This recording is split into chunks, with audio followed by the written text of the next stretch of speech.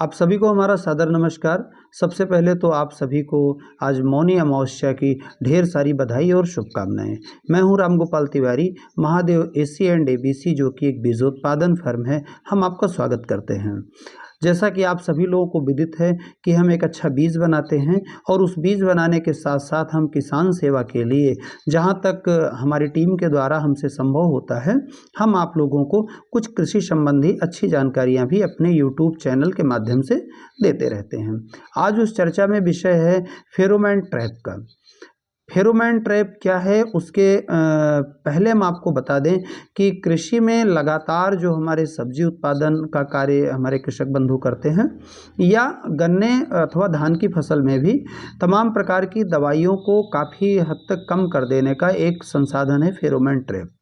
Pheromone trap कि अगर बनावट की बात करें तो ये एक इसमें एक दवा होती है और एक बॉक्स टाइप का होता है, जिस बॉक्स में हम दवा को लगा देते हैं और अपने किसी भी अमुक फसल में जिसमें हमें कीड़े को नियंत्रित करना है और किस कीड़े को नियंत्रित करना है उसकी जानकारी हम पहले इकट्ठा करते हैं और उसी प्रकार के ट्रैप का हम जो भी 2-3 प्रकार के कीड़े लगते हैं उनका हम चुनाव करते हैं। अब ये जान लेते हैं कि ये फेरोमोन ट्रैप किन किन फसलों में काम करता है। तो आप ये जान लीजिए कि लगभग सभी सब्जी उत्पादन जो आप सब्जी की फसलें करते हैं उनमें काम करता है, गन्ने की फसल में काम करता है, धान की फसल में काम करता है, मक्के की फसल में काम करता है, या कह लीजिए कि कृषि संबंधी कमोबेश जो भी हमारी फसलें हैं उनमें जो कीड़े आते हैं उन पे फेरोमोन ट्रैप काम करता है। अब जो इसके प्रमुख लक्ष्य कीट होते हैं उसमें कुछ वैज्ञानिक नाम है, स्टोप्टेरा लिटूरा है, हेलिकोवर्मा आर्मीजेरा है, और अगर उन्हें हम व्यवहारिक भाषा में ऐसे लें तो जैसे हमारा एक फल वेधक मक्खी होती है। खासकर हम यहाँ के किसान भाइयों को जानकारी देना चाहेंगे कि जो आप खीरे की फसल वगैरह करते हैं उनमें जो आपका फल टेढ़ा हो जाता है वो एक फल मक्खी के डंक मारने की वजह से होता है और वो पूरा फल खराब हो जाता है। कई प्रकार के रासायनिक दवाओं का हम उनमें इस्तेमाल करते हैं। तो इस फेरोमोन ट्रैप के माध्यम से हम अपनी लगभग दवाइयों के खर्च को बचा ले जाते हैं, बहुत कम ही हमें इस्तेमाल करना पड़ता है।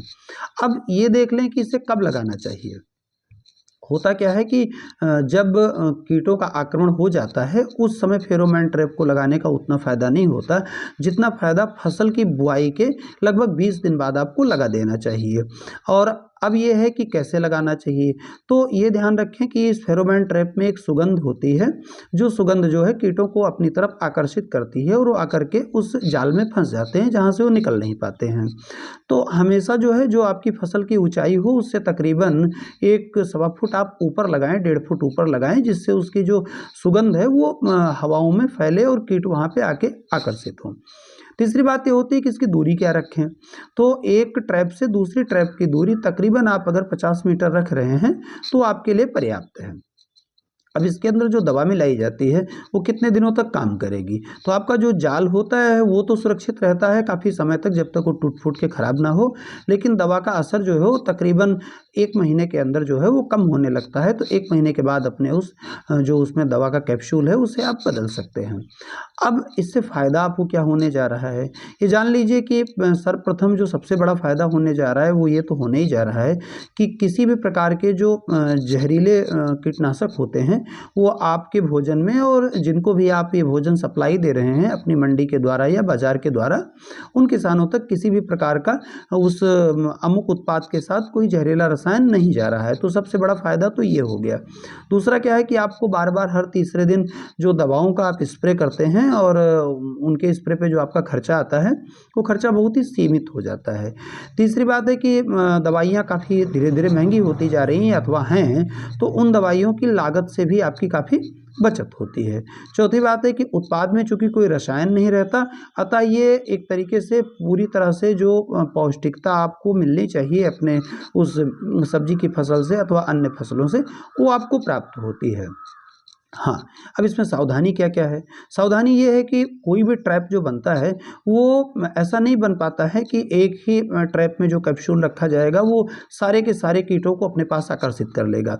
तो ये ध्यान रखें कि आपको जो भी 2-3 कीट ऐसे समझ में आते हैं अपनी फसल में कि वो कीट आपकी फसल को अधिक नुकसान करते हैं, तो उस प्रकार का जो इसका मतलब जाल तो रहेगा और उसमें जो है अलग-अलग कैप्सूल आप डालें। हालाँकि जाल में भी कई बार परिवर्तन मिलता है, कुछ कीट उसमें जो बहुत बेहतर ढंग से फंस सकते हैं, उनके लिए अलग अलग जाल भी होता है। तो ये आप इसको लगाएं और अलग अलग कीटों के लिए जो भी आपके 2-3 लक्ष्य वाले कीट हैं उनके लिए आप ये फेरोमोन ट्रैप का प्रयोग करें।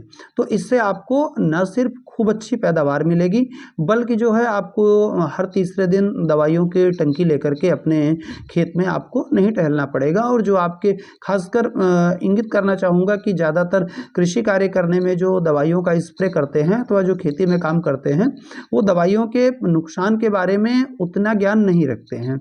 लेकिन आप ज्ञान रखें अथवा ना रखें, अगर आपने पूरी जो उसका प्रिकॉशन लेना होता है या जो सावधानी बरतनी होती है, अगर आप उसे नहीं बरत रहे हैं, तो वैसी कहावत है जैसे कि अमृत को आप जानकर पिए फिर भी अमर होंगे और ना जान के पिए फिर भी अमर होंगे।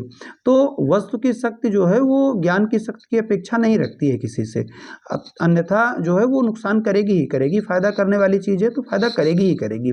तो उतनी जानकारी ना होने की वजह से जो है वो मनुष्यों के शरीर पे भी कहीं न कहीं उसके नुकसान के प्रभाव वो तुरंत ना दिखाई दे, लेकिन वो आते ही आते हैं।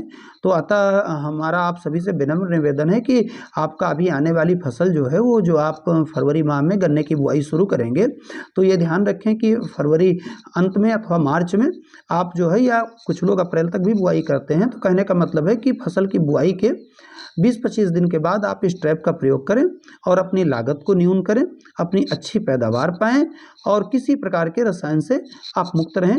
हमारे साथ बने रहने के लिए आपका बहुत-बहुत धन्यवाद। यदि ये मेरी जानकारियाँ वास्तव में आप तक सुसंगत तरीके से, वैज्ञानिक तरीके से पहुँच रही हों, तो न सिर्फ ये वीडियो आप स्वयं देखें, लाइक और सब्सक्राइब करें, अपितु अपने आपके जो अन्य भी किसान बंधु हैं, मित्र हैं, उनको भी इसे भेजने की कृपा करें, जिससे एक सही जानकारी लोगों तक पहुंच सके।